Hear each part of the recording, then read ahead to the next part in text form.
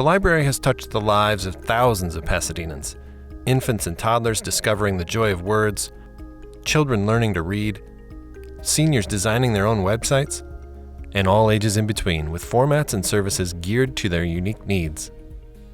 One of our major programs is our One City, One Story event. 2023 marks the 21st anniversary of this annual community reading program. One City, One Story was established to encourage and promote the importance of reading by recommending a compelling book that links the community together in a common conversation. It has done just that each year, sparking lively community discussions and open dialogue on the significant issues raised by the selected book. Before sharing our 2023 list of nominees, we would like to thank our wonderful community volunteer members who spent months reading and discussing a myriad of books to come up with these selections. The 2023 One City, One Story Selection Committee. Sharon Calkin, past Pasadena Public Library Commissioner and Community Volunteer. Rosemary Choate, Community Volunteer. Carrie Custer, Vroman's Bookstore. Brooke Larson-Garlock, Community Volunteer. Jill Hunting, Author and Community Volunteer. Sally Kauser, Retired Reference Librarian and Community Volunteer. Tim McDonald, Acting Director, Pasadena Public Library. Susanna Porras, Community Volunteer. Christine Reeder, Adult Services Senior Librarian, Pasadena Public Library. Maggie Reyes Rothner, Retired English Department Teacher, Blair High School and Community Volunteer. Deborah K. Sanchez, Community Volunteer. Mary Schuler, Community Volunteer. Arnold Siegel, Past Chair, Pasadena Public Library Commissioner. And the 2023 Pasadena One City, One Story nominees are The Bohemians by Jasmine Darznik, a novel of one of America's most celebrated photographers, Dorothea Lange, exploring the wild years in San Francisco that awakened her career-defining grit, compassion, and daring. In the glittering and gritty jazz age, a young aspiring photographer named Dorothea Lange arrives in San Francisco in 1918. As a newcomer, and a naive one at that, Dorothea is grateful for the fast friendship of Caroline Lee, a vivacious, straight-talking Chinese-American with a complicated past, who introduces Dorothea to Monkey Block, an artist colony and the bohemian heart of the city. Dazzled by Caroline and her friends, Dorothea is catapulted into a heady new world of freedom, art, and politics. She also finds herself falling in love with the brilliant but troubled painter Maynard Dixon. As Dorothea sheds her innocence, her purpose is awakened and she grows into the artist whose iconic Depression-era migrant mother photograph broke the hearts and opened the eyes of a nation. A vivid and absorbing portrait of the past, The Bohemians captures a cast of unforgettable characters, including Frida Kahlo, Ansel Adams, and D.H. Lawrence.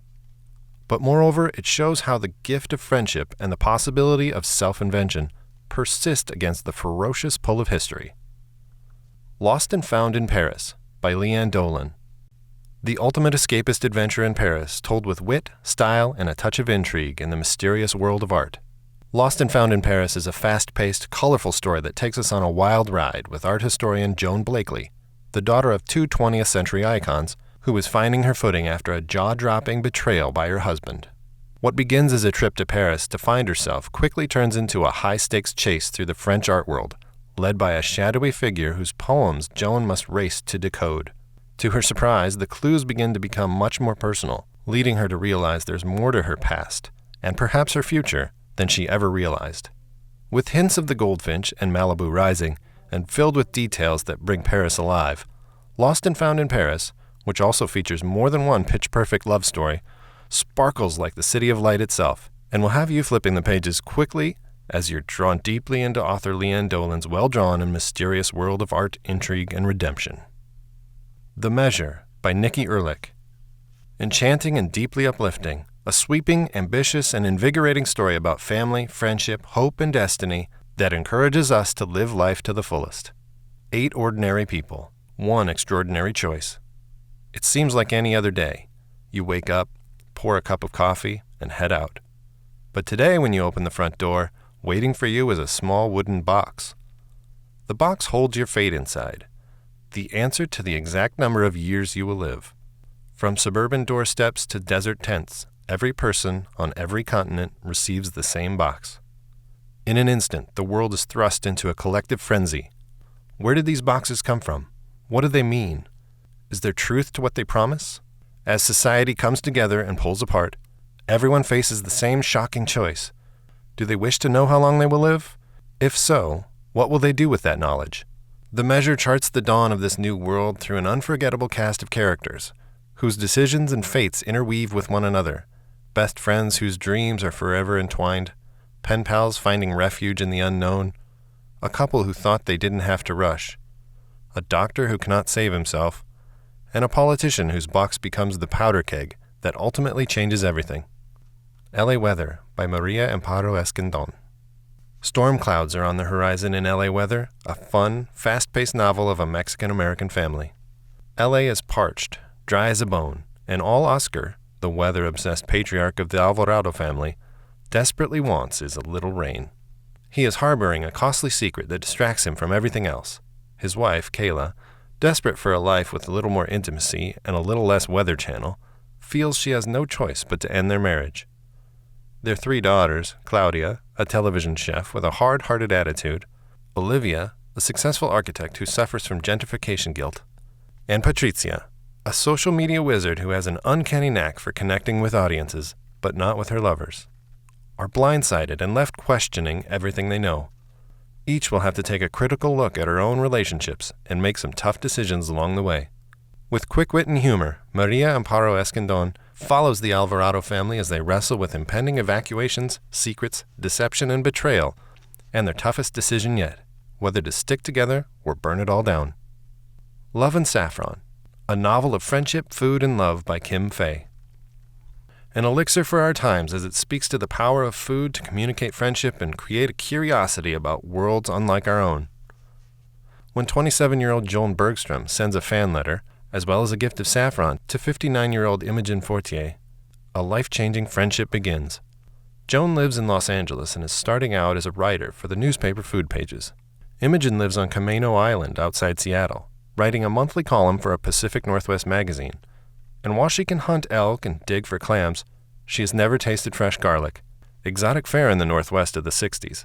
As the 2 women commune through their letters, they build a closeness that sustains them through the Cuban Missile Crisis, the assassination of President Kennedy, and the unexpected in their own lives. Sparks Like Stars by Nadia Hashimi.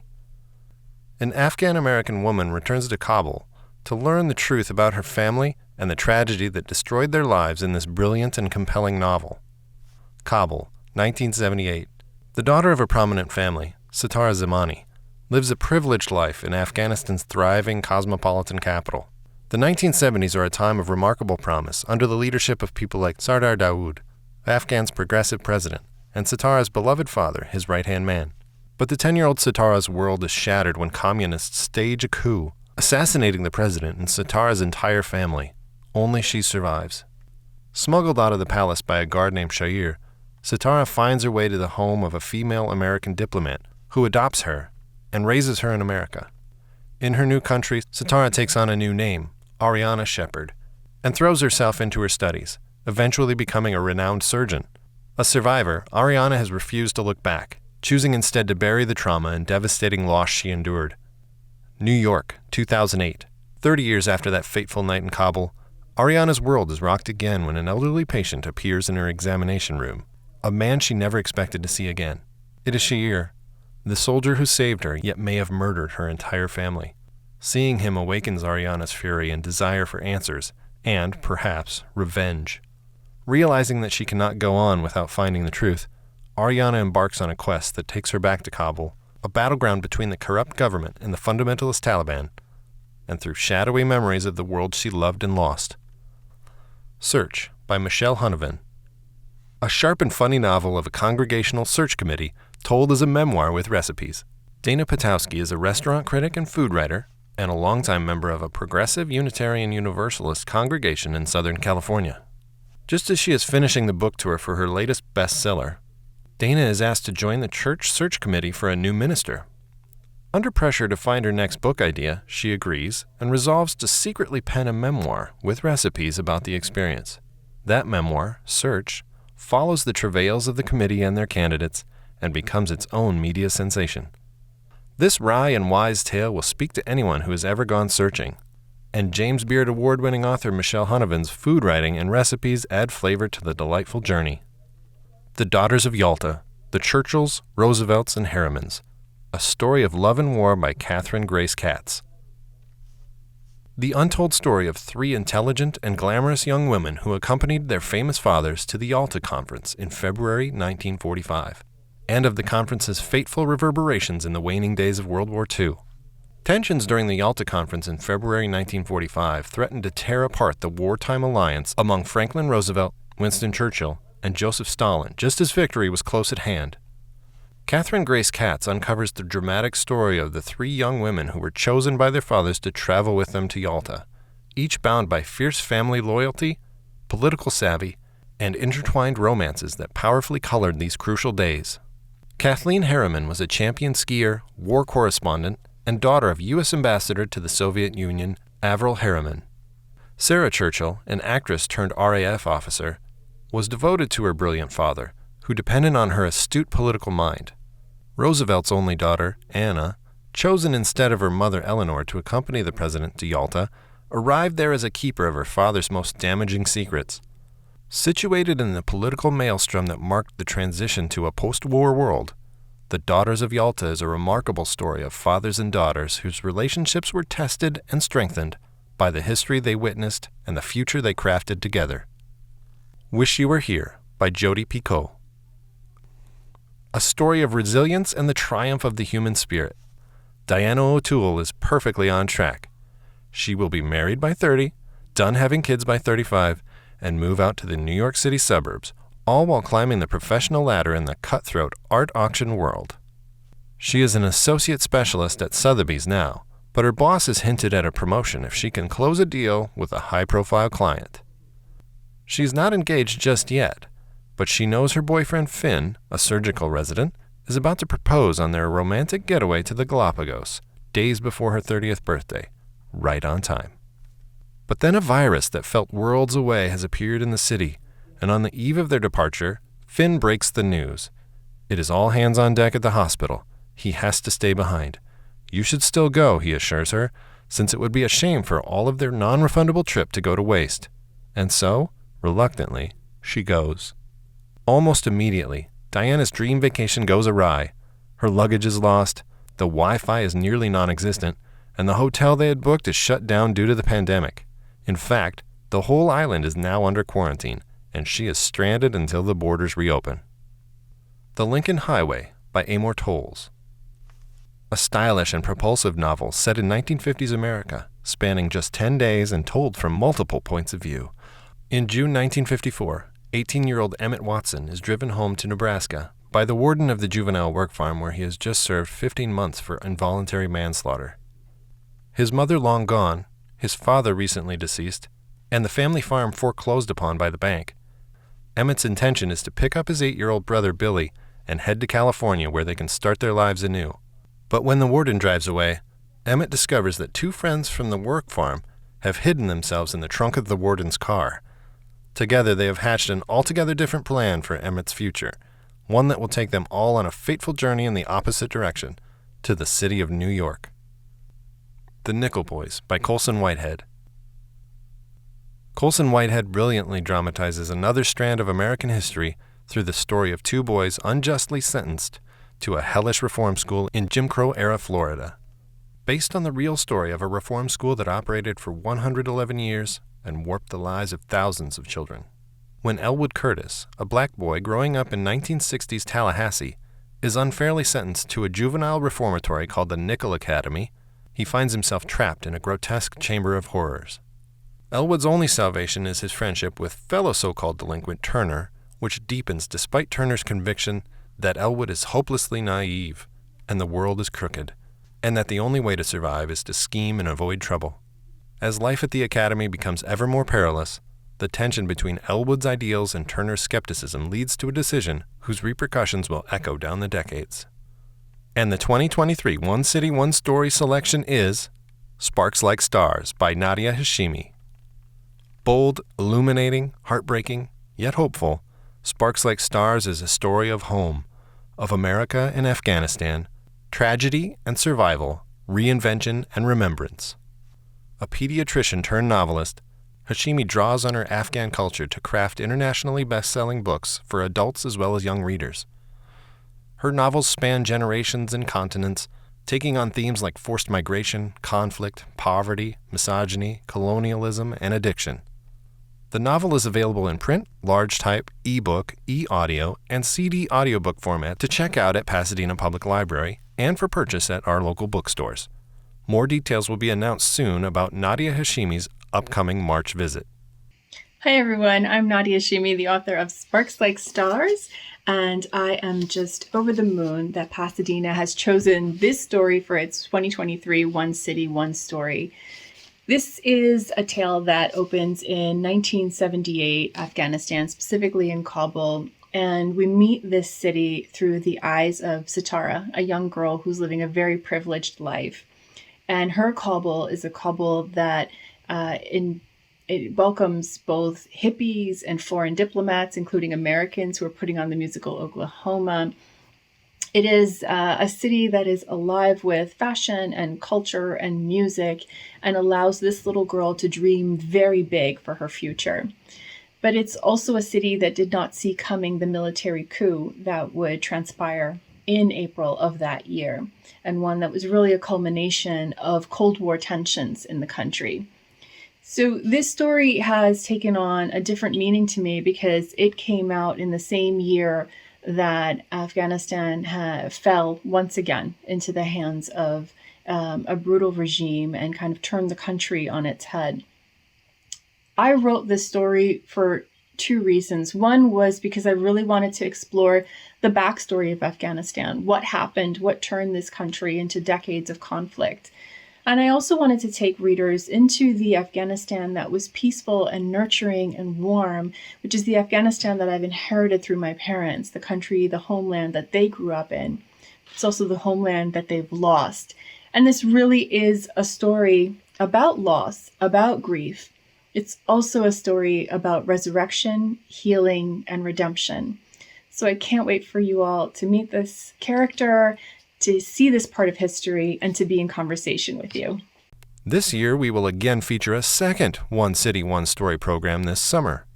And the selection for the summer is LA Weather by Maria Amparo Escandon.